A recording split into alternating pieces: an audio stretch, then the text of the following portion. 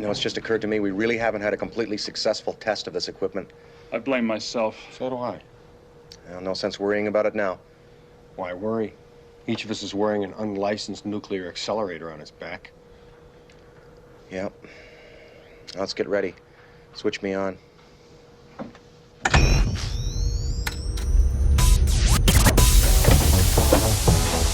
Welcome to Statebusters. I have a radical idea. The door swings both ways. You can reverse the particle flow. Cross the stream. I love it! Shut this door. Put these all up.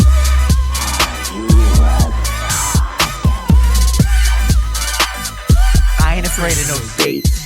Boom. I don't believe you're seriously considering listening to these men. This is the Statebusters. Welcome. We're crossing the streams of freedom. I'm Neema Vedadi. You may remember me from such podcasts as Freedom Fiends and from such films as Guns and Weed. I have with me Daniel Coxon, who is my college roommate, and I'll let him intro himself. What's up, Dan? We weren't actually roommates in college. We were just buddies. Oh, yeah. I was just over at your room getting drunk the whole time. I definitely got in trouble one time because... I forgot. Remember that night we got that bottle of Southern Comfort and we were supposed to go to some show and we just never even made it out of the room? I remember. And I got a lot of trouble the next day because apparently we just puked everywhere. So... Yeah, I remember that. Well, I don't remember that. I remember not remembering it. Yeah. Southern Comfort. Yeah, man, that stuff had some magic in it. I guess that's what you'd call it. Oh, the magic of SoCo. Yeah, those good times, I guess. My terrible trip to Texas. That's what it was to you, huh? Yeah, because I guess you left after freshman year and you went back to Cali. It did not go well. It was a bit of a disaster. Why? I think in 2 semesters I passed 2 classes. Which 2 classes? Do you remember which classes they were? Yes, I do. One was first semester was a philosophy class. It was contemporary moral problems. Okay. And that was one where the professor gave me a B because I didn't turn anything in, but I got really good grades on all the finals and the midterms and whatever. Yeah. And then he let me sort of just write one paper, and then he gave me a B. So that was cool. And then the other class was just an astronomy class. I think we took the astronomy class together. We did, yeah. Right. One of my favorite classes, actually. I really dug That was a cool class. Yeah, it was for non-majors, so it's not like we were Stephen Hawking, but it was a lot of fun. Yeah, that was good stuff. But yeah, other than that, I did not do very well academically. I just wasn't really engaged. And I don't know, it was really hot, and I get really sweaty and tired and depressed in the heat, so I needed to it was that humid Texas heat. I can't handle that. Yeah. So I had to get back to California where we have the dry heat. Right. And I can, that way my sweat can actually evaporate and cool my hot, sweaty body. So. See, I live out in the woods now, and I think more and more I'm of the opinion, there's some, I forget his name, some historian about the South, the American South, who says that air conditioning ruined the South. And I think he might be right. It made everybody pansies. I live in the woods now, and I'm outside all day, breaking branches and playing with kids, running in the woods wild like a Native American or an Indian, whatever you want to call it. And dude, that's some frontier wild, man. It's actually. Awesome. I feel like it's made me 10 times healthier. I think it's great for my my mental health and my physical health. So yeah, air conditioning ruined the South. Well, you gotta wonder, sitting inside, breathing in all that sort of dry, processed air all day. That can't be good for your long-term health. You need fresh air. Need fresh air, and you need sunshine, and I think you need dirt on your feet, and I think you need bugs constantly biting you if you're going to be a real human in this. Yeah, I could do without the bugs. I once had an apartment that that got infected with bedbugs. It wasn't even just the apartment; it was the entire building, and then the entire block got infected with. It was the grossest thing in the world. That is gross. Yeah. I found bedbugs in the apartment, and I started asking around other people who had them in their rooms. Shit, and then I go on some website that's bedbug tracker or whatever to look up where they are. Oh. And you look at my neighborhood and the whole thing's just lit up. And I'm like, well, Jesus Christ, what am I supposed to do with this? So you just got to move. You move and you got to steam everything before you get out the door. That's the only way to deal with it. Yeah, I guess I hadn't thought about that angle. The bugs that feed off of human blight. That's different. That's its whole different category. I'm talking about grasshoppers and wolf spiders. And well, it's very parasitic. Yeah, it is parasitic.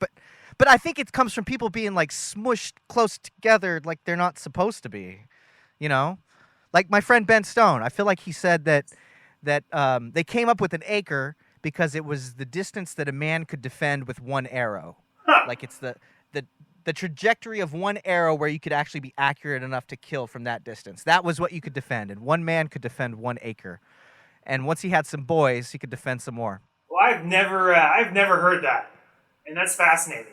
That's the origin of an acre. I think so. I mean, it could be BS, but Ben Stone said it, and so if it is BS, it's Ben Stone, and that works for me. Well, it's a good story either way. It illustrates a good point that like is your property really anything more than what you can actually secure?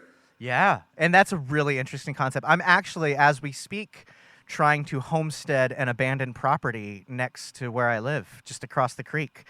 That is fantastic, dude. That's the best news I've heard in a while. I'm pretty stoked about it. Yeah, I went over there and mowed the lawn. Nobody's touched the place in a long, long time. I think there used to be a property management company that came out, but I think the bank itself was trying to homestead it through adverse repossession. Because I can't seem to... Is it like a absentee landlord sort of situation? Or is there just... you're just so far out in the middle of nowhere that there isn't even anybody who's claiming title like at all? I think a little bit of both. So it's not a landlord thing, but I think the guy who owned it and lived in it last died about 10 years ago. His gravesite, in fact, there's a cemetery that people still come and maintain. Like his family still comes and cleans up the cemetery. And we've had contact and they're friendly with us and they say, yeah, come over, mow the lawn and all this. And they have no idea who owns it either. Dude, you could turn it into like a really creepy escape room. Just like this abandoned house out in the middle of Texas in the woods, and it's like haunted, and like make it just like this terrifying experience for your customers. Yeah, like creepy dudes in Jason masks with chainsaws that pop out of the woods. Yeah, now you're thinking. Dude, total cabin in the woods routine. It'd be perfect. Even without like hiring scary people though, here in the woods, it gets scary at night. Like you can actually run into sculltulas. I've run into sculltulas like 3 times this month. What is that? You've never played Zelda? Oh, Zelda? Oh, are those the guys like the... You know the giant spiders. Those are actually real in Texas? Mm-hmm. Yeah, literally like spiders that big. Oh, gnarly. Yeah, they have like a little skull, like a little Punisher skull on their ass, and they're about the size of your fist, and they make these webs that will cover like, because we have all these paths that are like tree tunnels. Oh, wow. And they'll cover the whole tree tunnel with their web, and they'll just sit there in the middle. That's terrifying. Yeah, it's kind of terrifying, but only from dusk, like starting at about 7 or 8, they start to build their. And there's 2 of them, 2 spots that I know where I see them. So yeah, just even being out here can be kind of creepy. So that's like a spider that you can kill with a shotgun. I don't kill spiders anymore. I lived in Wyoming for a little bit. The Native Americans over there taught me that it's a bad omen to kill a spider because it's a good omen. Because the spiders kill the bugs. Right? Spiders kill the bugs. Exactly. They're beneficial. They help. They're good for you. Good point. Yeah. They are your guardians against the bugs, huh? We save them when we can. We saw this giant wolf spider in our little hot tub once, and my wife made me run and go grab a stick and save them. Even the tarantulas we try to save. We try not to kill the spiders. Mosquitoes, I'll smash them all day. Dude, you're like a rescue ranger. Chip and Dale. Yeah, rescue ranger. There you go. Yeah, well, we're both 80s babies. Are we the same age? When were you born? I was born in 83. Okay, so you're a little bit older. I was born in December of 83. March of 84, so not too far behind you. March of 84. Yeah, all right, yeah. Pretty close. Yeah, it's so... hence the Ghostbusters themed... Yeah, we haven't built the intro yet, but hopefully it'll exist and be at the beginning of this podcast by the time you're hearing it. Well, I've been listening to just like instrumental tracks of the song without any vocals. Yeah. And it's definitely one of those things when you listen to it without the vocals, you notice all this stuff in the instrumentation. The song is a jam, dude. It is a jam. Oh yeah. Like there's a lot going on, and it's a party. I've been listening to it just like in the shower every morning. Just turn it on, Ghostbusters without any lyrics, and it definitely pumps you up. Yeah, off top, the bass line is sick. It's kind of like a plotted dun dun dun dun dun, and then when they do the lead line with the synth, the way he pitch bends it at the dun dun dun dun, it's so sick. Yeah, dude, and yeah, good stuff. We need to also start just like a music criticism podcast where we just sort of like nerd out on some music stuff too. I think this podcast will be a little bit of everything. Okay. I think we both kind of conceived of it as almost a libertarian podcast criticism podcast. Kind of. Just because all our You know, I think that's it. Yeah, well... Is that how you felt? I've been a consumer in the space for a long time now. And I feel like I've been... I've seen it done really well. I've seen it done really poorly. I have some idea of sort of where the gaps are, where the strengths are. And I think it's time to step into the fray. I'm getting tired of just arguing with nobodies on Facebook. You know, I want to try to be a little bit more in the conversation.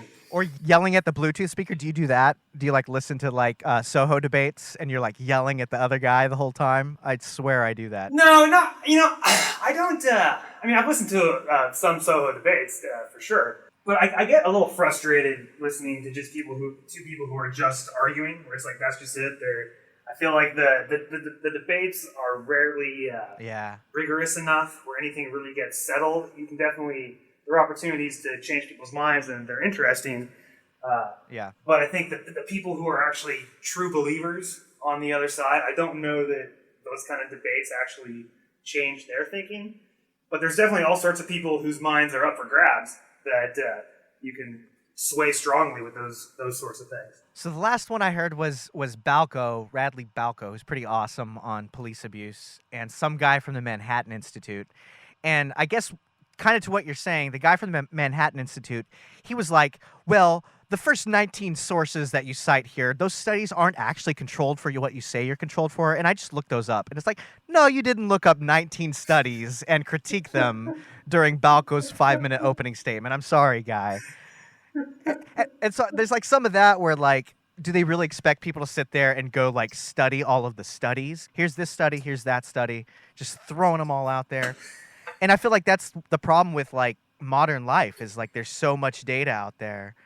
You really just end up picking the data that you like, the data that vibes with you. Exactly, dude. This pretense of applying sort of scientific rigor to these social science questions, it's pretty laughable, if you ask me. Yeah. And it's nice sometimes, but it's also like it's a bunch of dudes. In the end, it is just a bunch of dudes giving their hottest takes, and people like just going with the take that they like the most. I mean, no matter how rigorous you actually get, I feel like that's all it ends up boiling down to. There are an infinite number of observations we might make about society, and just plopping your observations down on the table and then comparing them to someone else's observations and trying to treat it like it's numerical data about a physical question, and you're going to settle it that way. Right. I think this is completely ridiculous because every real rigorous physical scientific experiment or comparison, you start by figuring out everything you're going to ignore. Like I said, there's an infinite number of observations you might make. You have to start out by ignoring things. And these people who are just stacking up one pile of data to measure against another pile of data in a question about police authority or abstract things like freedom and rights and stuff like that. It just looks like a comic routine to me. Like it's like they're playing doctor or something.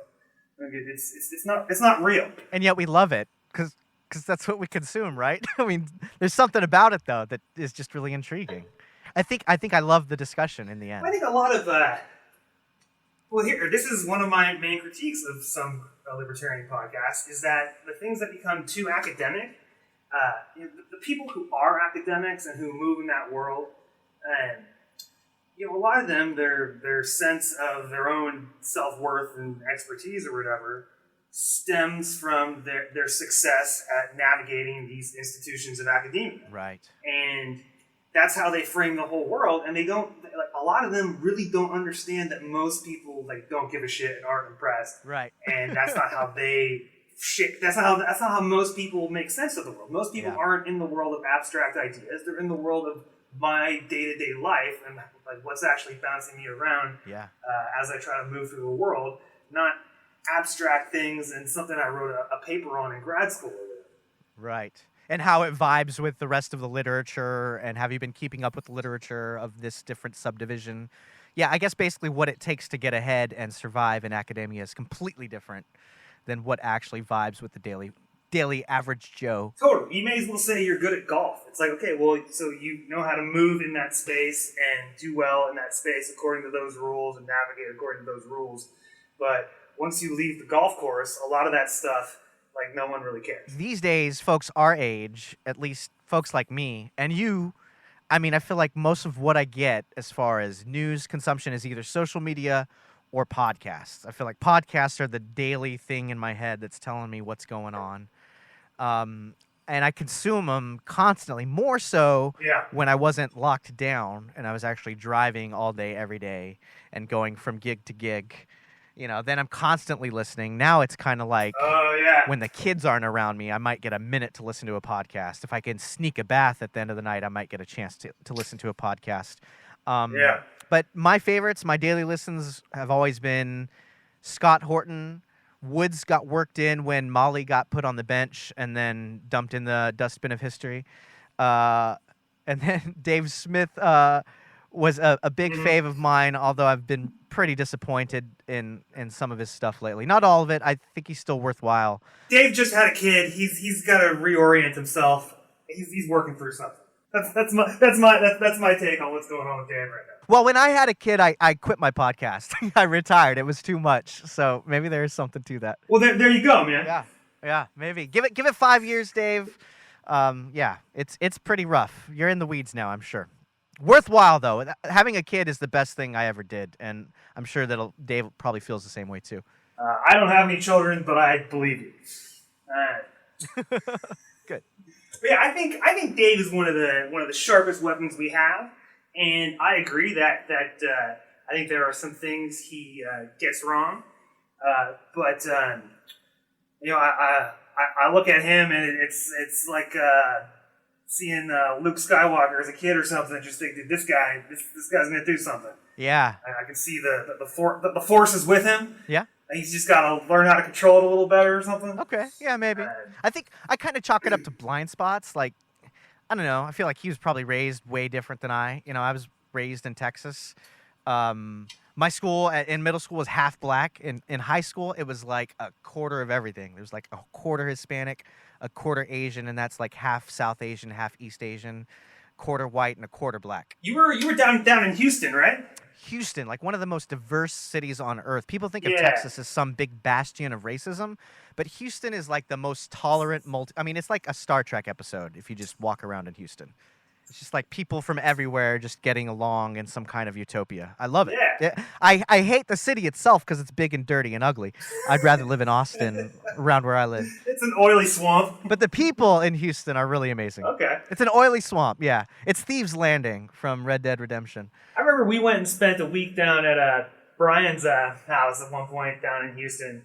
And we just sort of matched around and got fake IDs. And that's right, yeah. They only worked at certain bodegas, though. You'd have to go to the ones that were cool with the fake IDs. The first thing we did was walk into a Hooters and try to order just a pitcher of beer. And like we each got two. And immediately they were like, they took them away. like the first thing, and then we found someplace that would actually accept it. Yeah, it was work it out. It was a pretty funny first attempt. Yeah. And you're referring, of course, to Brian, our other roommate. So not roommate. I guess we were like a group of friends. It was me, you, and Brian. Yeah. Well, we were a gang of miscreants, is what we were. Gang of miscreants. That's probably more accurate. Yeah. Going to adult fun parties and driving to Mexico. On whims. And Mexico, that was an interesting experience. The show still never happened. We did get our money back, though, I think. Yeah, I think that was all just a bunch of talk. Yeah. And that was never like a real thing. It was just a joke that was being played on us, I think. Probably. But Brian was clever enough in Spanish to get us our cash back, I'm pretty sure. Or at least most of it. Man. We did get scammed in other ways. But the reason I still know you is because we still chatted on Facebook, and to me, like, your posts are like legit. Like, they sum up a lot of what I'm feeling about certain moments. And you actually introduced me to libertarianism. I had never even heard the word until you told me what it was. I think you convinced me to go to some UT libertarian meetings at the University of Texas. They like showed me some movie about a guy trying to pay for tacos with a silver dollar. It's I ridiculous. think that guy ended up in prison, dude. Oh, did he really? Was it Bernard von Nahas, or was it some? He was the guy who made the Liberty dollars, I think. Oh, And I think at some point the feds came around and made a lot of trouble for him. I don't know if he went to like prison, but I'm pretty sure he had the Federal Reserve doesn't like that kind of competition. You know? No. Don't steal. The government hates competition, like the Ron Paul bumper sticker. Yeah. And then I think you said that your dad worked for Doug Casey or something like that. I had no idea who that was at the time, but in retrospect, that's pretty cool. Well, what really got me into libertarianism was that my dad worked for Harry Browne. So when I was a kid... Oh, shit. Yeah, no, my dad was Harry Browne's editor for like 30 years. So like when I was a kid, there were just... printouts of unfinished Harry Browne articles just lying around the house. Wow. Like, cause my dad would do a lot of work from home, and it was just a thing that was always there. And so, I think I probably read Why Government Doesn't Work as it was being written. Like it was, like I said, there were just printouts of it lying around the house. And that was the book that really made it all make sense for me. And that was I read that book the summer before the 6th grade. So it was like I kind of got red pilled with all this stuff pretty early on. And at the time, Harry Browne was running for president. And when you're like an 11-year-old kid and your dad's like, oh yeah, I'm working for this guy who's running for president. And then you read the book and you're like, oh, well, this all makes perfect sense. Obviously, this guy's going to win. Well, any reasonable person would just read the book, hear what he has to say. He's a sensible guy. He's friends with my dad. What's the problem? And I had no conception of all the cultural baggage that comes along with politics. And I lived in Sonoma County, California, which is full of hippies, and it's super liberal, super progressive. And I remember being in 6th grade. This was even at like a Catholic school. It was still very liberal and progressive by Catholic school standards. And getting into arguments with like my 6th grade teacher about the violent nature of the state and things like that. And she had no idea what I was talking about or what to do with me. Yeah. Like it was definitely it came as a shock to me that I was unable to like as an 11-year-old effectively communicate libertarianism to committed Democrats. And I didn't understand what the problem was. It's so obvious, right? That's hilarious. Well, if you were a 6th grade teacher and then this 11-year-old comes in and starts talking about how heroin should be made legal. Did you get some letters home? I don't know. I don't know anything like that. I've gotten other trouble. It definitely aggravates other precociousness if you're already butting heads with the teacher about politics. Right. But it was definitely I think, by the time junior high was over, I was already like, okay, so this gets you pegged as like a total weirdo if you speak up about this stuff. Like people people get like really upset and they become aggressive. And I didn't understand the cultural baggage that, like I said, that comes along with politics.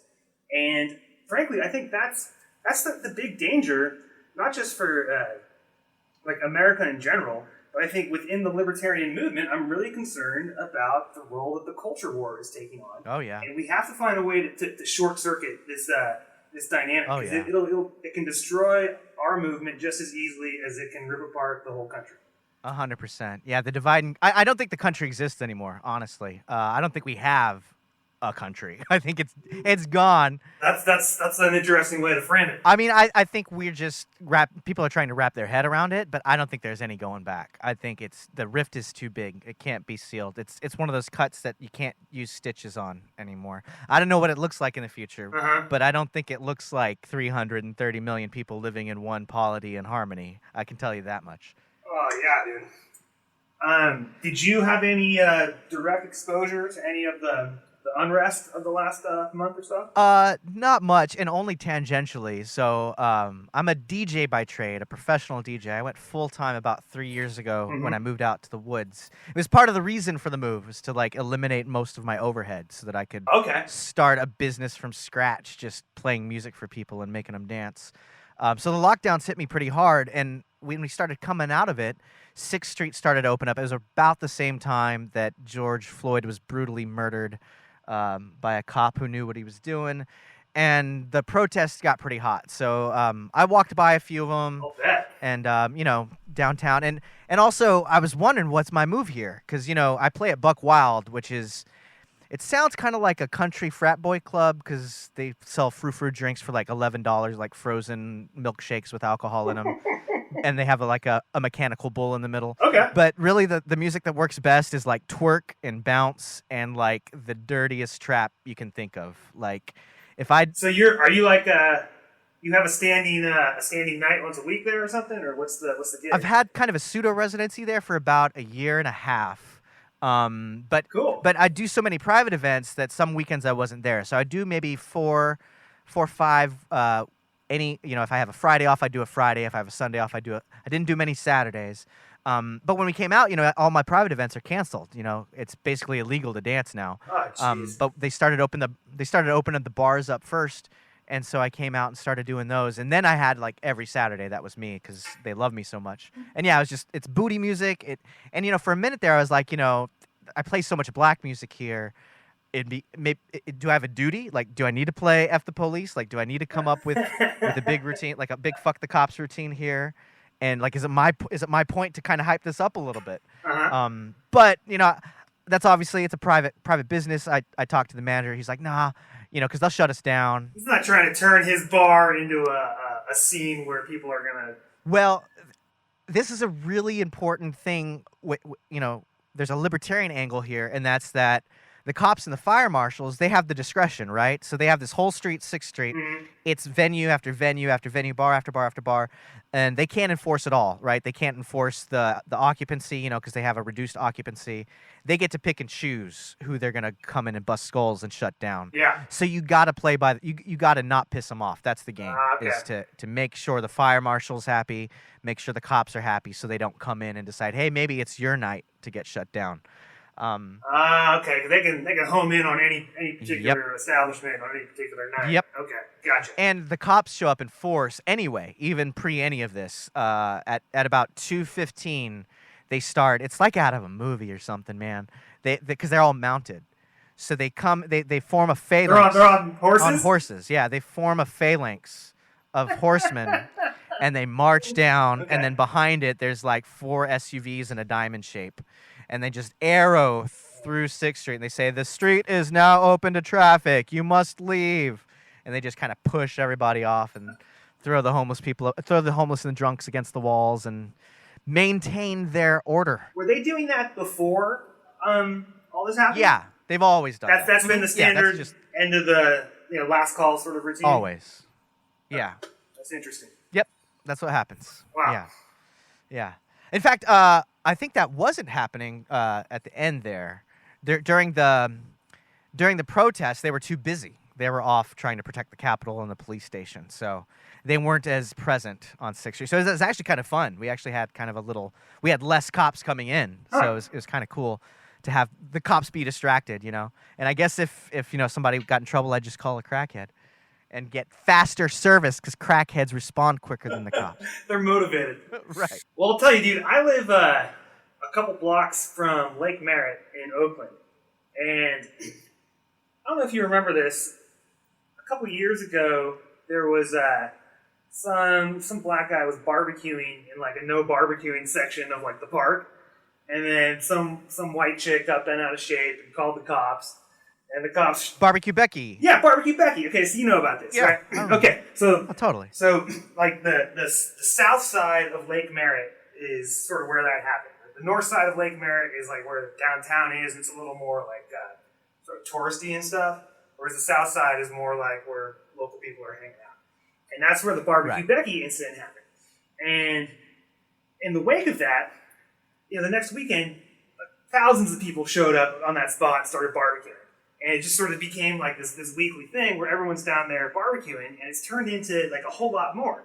Where because the cops have decided that they're just not enforcing this stuff because there was such a big outcry last time. Mm-hmm. There's like this little stretch of land along the lake where people set up all kinds of businesses. Yeah. And they don't get shut down. So every Sunday you go down there, and it's like you're in a little Hong Kong where you don't need any permits. You can just show up and do business. And there's people barbecuing. There's people selling drinks. There's people setting up tents and just selling weed.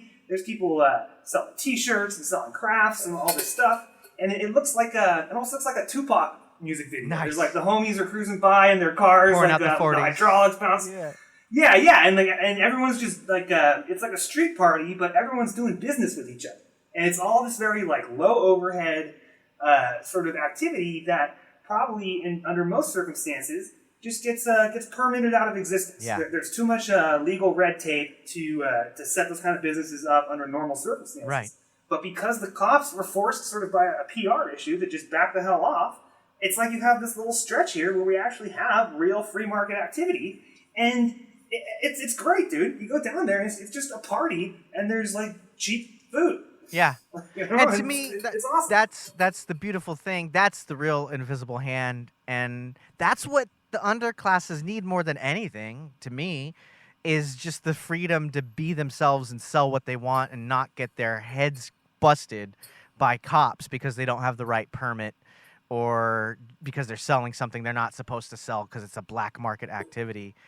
I don't think welfare programs really help people. I don't think that state agency A or state agency B, with all the hoops you have to jump through and all the different rules and becoming dependent on them when they can just take that away on a political whim, I don't think that helps anybody or serves anybody well. And I grew up kind of half poor, kind of half rich, definitely not on the top stack of the socioeconomic ladder. And I remember in all the people I knew, all the people that I talked to, I don't think any of them were benefited by any government program or saw that as some savior that they needed. I think that's all just stuff that Democrats make up. Democrats that have never been poor in their life. I think that's just a fantasy they tell themselves so that they can have more power. Well, my understanding is that if you look at the data, in 1965 with Johnson's sort of Great Society programs, that was when the federal government really absorbed a lot of social programs that previously had been much more controlled at the local level. Right. And the way they set up the rules for how these programs work, it was just it was a trap. I mean, they would if you look at the net effect of the program is that they were paying poor young mothers to get pregnant and kick the father out of the house, and at the same time you're cracking down on like the war on drugs and stuff, so you're sweeping up a lot of poor young males from these communities, and there's no off ramp from that arrangement. Like there's no way to go from being someone who's on some welfare to being someone who's on a little bit of welfare and has a job to being someone who's on no welfare and just has a job. So there's this gap in between where it's never a good time and it never makes sense from the person receiving it. There's never a way to get off of it. And so you trap people, and it goes on for generations and generations. Yeah. And if you look at some of these poor communities where it's like the schools suck, you can't get a job because the government regulations and those sorts of rules make it impossible for small businesses to be viable among poor people who only have so much money to spend. The cops are marauding around cracking skulls. The only real viable economic opportunity available to you is to get into the black market. And now you're just one more guy who thinks he's really clever because he figured out how to sell drugs until you get shot or until you end up in prison. And you're just everywhere you go, you're trapped. And that little slice of government cheese that's coming every week, that makes it bearable for now, but it also means you're stuck. There's no way out. Yeah. It's a trap. The trap, just that trap. What there's free cheese in the mousetrap. Yeah. Sorry, I just knocked over a cymbal. I was wondering what that was.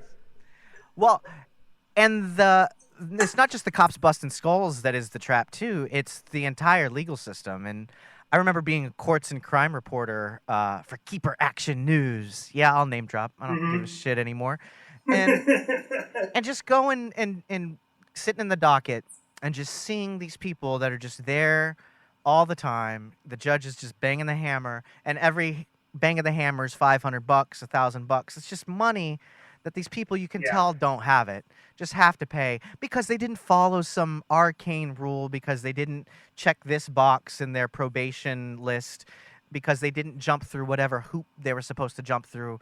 When they've got kids at home, they've got mouths to feed, they've got better things to do than please some bureaucrat, and they're in there for victimless crimes in the first place. They never hurt anybody. They never did anything to deserve that status of life. And it made me sick just listening to the judges moralize at these people day in and day out, and I had to bite my tongue because I'm just sitting there thinking the judge is the criminal here.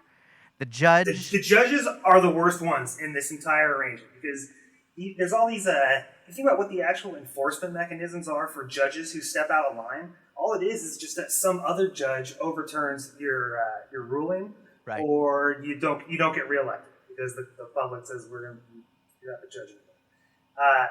That doesn't sound to me like those are very severe consequences. If one of these judges were to stand on principle and say, I'm not going to lock peaceful people in a cage anymore, I don't care what this ridiculous minimum sentencing laws are. I don't even understand the justification for these minimum sentencing laws.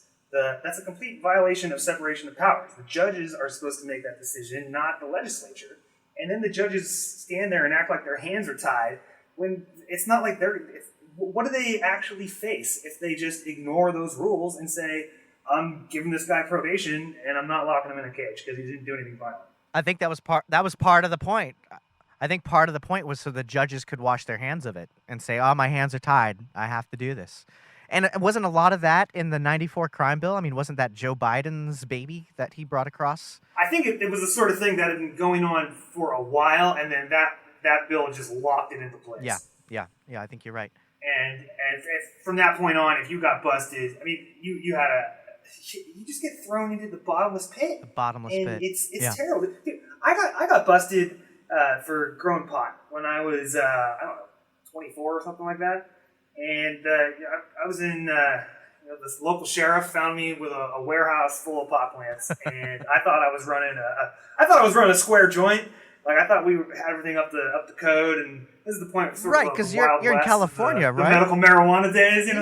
Yeah. So I thought everything was legit, and so after a little bit of hemming and hawing about my constitutional rights, I let them come in, and they just took it all and locked me up, and I'm pretty sure they sold it, and they took the cash. One of my prosecuting attorney was the son of one of the arresting officers was the son of my prosecuting attorney. Wow. So like the whole thing kind of felt like a shakedown, you know? And I'm sitting there in the docket, you look around, and you're just in there with Beavis and Butthead. Like most of these people are not threats to society. Uh-huh. They're just some jackass who had too much to drink and took a swing at somebody at a bar or something. Something stupid like that. Right. You see that it looks like you're watching a bully just beat up like a dumb kid or something. Where it's like, dude, this guy can't stand up to you. Like, what are you doing to this person? Right. Like, back off. You think you're a tough guy because you outwitted Beavis and Butthead, and ripped them off for $500? Like it's such a loser move. It's such a loser move. Yeah, and I think you hit the nail on the head there. The arresting officer was the son of the prosecutor. Mm-hmm. And they're all on the same team. And to me, that's a huge point to make. The prosecutor, the cop, the judge, and your public defender, if you got a public defender, where do their checks come from? They have the same signature on them. They're coming from that same tax pool. They're on the same team. Yeah. It's all of them against you. And I was also thinking about one of the huge reasons, #abolish cops. I'm definitely pro abolish cops. One of the reasons we'll never have, that reform won't work, that we'll never have judges actually help us, that we'll never actually have accountability for cops, is because who protects the judges? The cops. You think about how scared the judges would be to face a populace that didn't have the cops to protect them. Yeah. The judges are the ones throwing all these lives away. Think about what you could do. Think about all that righteous anger if there were no cops to protect and the judges know it. There are handguns named after that profession. You can buy the judge. It's a .410 revolver. It's a little shotgun shell in a revolver. Yeah. and it's called the judge. Yeah, but that's not really what protects them. I bet a lot of them have them, but I bet what they're really hoping for is that the cops are going to protect them, that bailiff there is going to keep them from the righteous anger. And I think the anger is righteous, and I think a lot of the judges know it. They know that they're bad guys. So Neema, think about this, dude. The Hebrew word for judge is Dan. That's like what Dan means. Huh?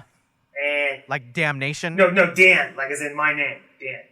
So like the name Daniel. Dan. The name Daniel means like the Dan band. Yeah, so Daniel means God is my judge. Okay. So just the root Dan means judge, I think. Okay. The Dons in Sicily, the word Don, same thing. It has the same etymology. I think it comes via like the Phoenicians at some point. Okay. Brought that word to Sicily. And so when you think of these judges, what you're looking at is you're looking at the Don. This is the guy who we're having a sit down, and he's the Don, and he's going to make a decision. Yeah. And look, the capos have brought you in, and we're going to have a sit down. We're going to have a talk. The Don's going to make a decision, and you're going to shut up and take it. Yeah. And whatever he says goes, right? That's the big thing, yeah. to make sure that the finality is there.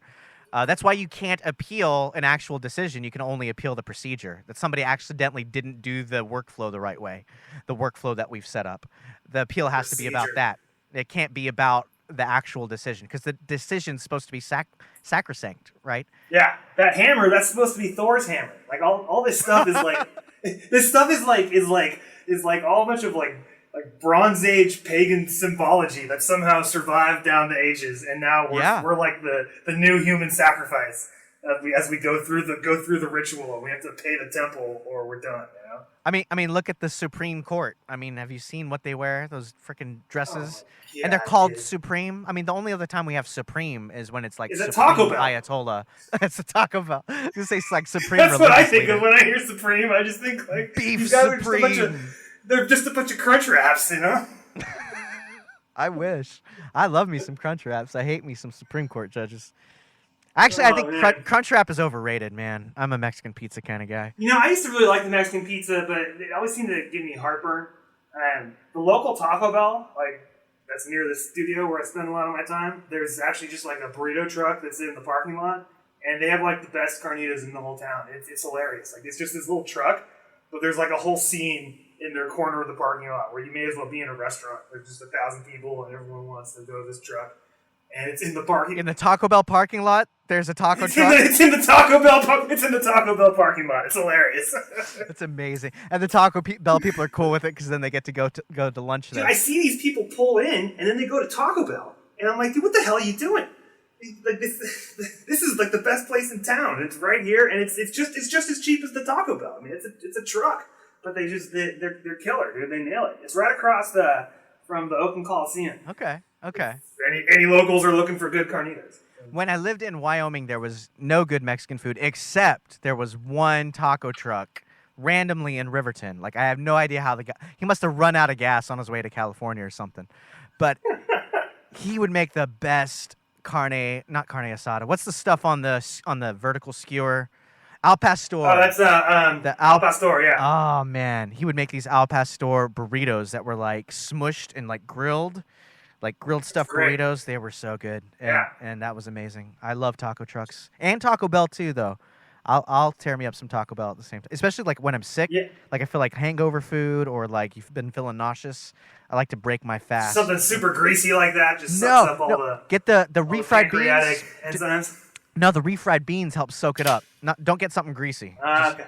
Get like a okay. bean burrito or like a nacho supreme with, no sour cream. Limit the fat. Just beans. Fiber. Dude, if I end up going to Taco Bell, I always I really like Taco Bell, but whenever I do it, I end up regretting it. I feel like I'm just becoming old and my digestive system can't handle it. Need more Mexican more food cannabis. Is CBG. Yeah, there you go. Most of what I eat is Mexican food. Like, living in California, you're sort of a dunce if you don't eat at least, 3 burritos a week. Totally. What do you think? So I'm guessing you're a Cali Mex proponent, and you would say that Californian Mexicans make better Mexican food than Texas Mexicans. Is that true? Well, I spent some time in Texas. True. I can verify. And I've had Tex-Mex, and it's not bad. In California, I've had good Mexican food. I've had bad Mexican food. I think, obviously, I've spent a lot more time living in California, so I've experienced a lot more variety of the Mexican foods out here. What I'm actually kind of interested in is whenever I go to a new place, if I like it, I try to ask them what part of Mexico they're from. Because I think like what we experience as like different styles of Mexican food, I wonder if there's like actually like a regional origin of that in the old country, you know? I think there is. Yeah, I think like along the northern edge of Texas and Mexico is like cattle country. Like they're all cowboys too. Like they play their ranch That's food, like ranch, chili ranch and food, stuff you like know? that. Like heavy sauced beef. And like down south, it's more like tropical seafood kind of stuff. Ceviche and octopus. I went to on a little cruise to Mexico. I guess everybody's probably been there, but Progreso, and they're like famous for their octopus, and they have like 10 different styles of cooking octopus, stuff like that. Oh wow! Yeah, like in the ink. I'm not really big on the seafood. Oh really? Seafood upsets my stomach. They cook it in the ink? Yeah, that's one of the styles. Yeah. They spice the ink. That's gnarly. That's. They make like a mole with the ink and then serve it with the octopus. Oh wow! Yeah. Hey, that's pretty cool. I think so. Mole with the ink. Yeah. Man, have you ever seen any of those crazy videos of octopi just doing incredible feats of puzzle solving and intelligence and whatnot? Oh yeah, I love it because they're decentralized. To me, octopus are libertarians. Yeah. They have like a more distributed nervous system sort of thing going on. Yeah, they don't have like a brain like we have. They have like different nodes throughout them. Like their arms are each their own like self, and their suckers are each their own self. But they all communicate in real time with each other. Dude, that's almost kind of like how. Do you know anything about how like fungus works? Not as much as octopus, but octopi. But you can tell me. I'm down to learn. No, well, I mean, I think like fungus. I think it's sort of a similar thing where it's like it's lots of little organisms, but it's sort of the collective thing operates like a slime mold. Yeah. I saw this thing where it was like they were some Japanese scientists set up like a map with like that sort of mimicked a map of Japan, and they put like nutrients. Different nutrients at different cities. Okay. And then they introduced slime mold into the environment, and the slime mold had to like sort of map out the environment and figure out which nutrients were where, and then had to like transport everything back and forth. Okay. And then when they analyzed the system it created, it was like they tried to use it to model like a new like train system, like a new railway system. Ah. It was like a more efficient use of like the space and everything. Right. Like somehow the fungus is able to figure that out. And I think that what's happening in that process is very similar to what happens in like the market process, in what we call the invisible hand, where you have lots of individual actors making individual decisions based only on their immediate environment. Right. But the net effect of it is a more efficient system than anything that any one of those actors would be able to impose on the system, given what their actual knowledge is. Totally. Yeah, because each of us are looking at, each of us is a Google Street View. We're looking at everything we see, and we can make the decision in the moment way better than anybody who's sitting in an office trying to imagine what that situation would be and then imagine what the answer would be. They don't even know what's there. How are they supposed to know and in advance have a piece of paper written with a law on it that says what you're supposed to do in that situation? It just seems like fantasy. It seems utopian to think like somebody could centrally plan life. Dude, it's a product of psychological aberration. Like these people who want everything controlled and planned and everything. It's an only child who's annoyed to discover he has little brothers or whatever.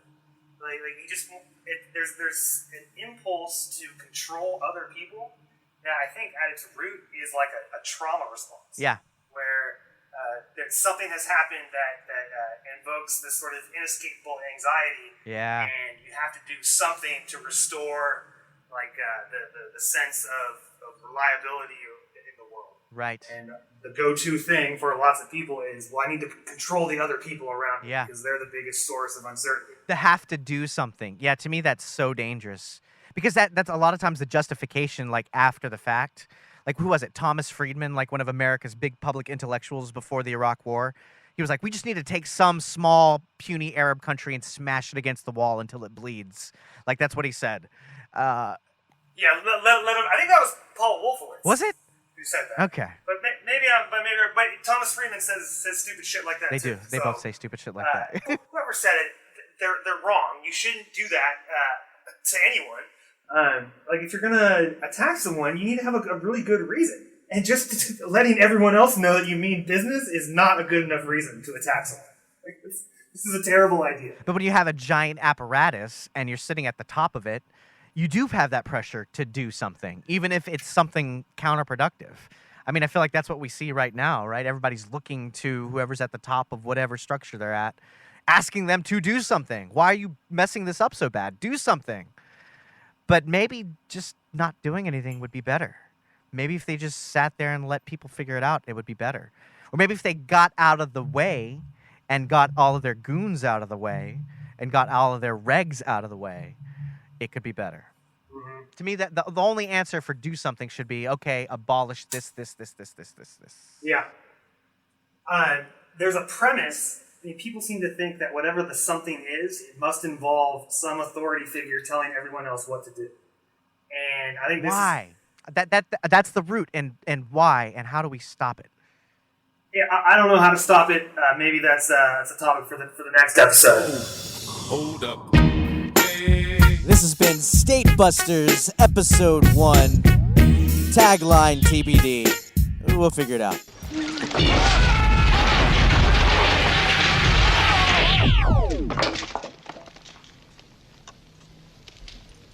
What the hell are you doing? Sorry. I'm sorry. We thought you were someone else. Successful test. I guess so. I think we better split up. Good idea. Yeah, we can do more damage that way.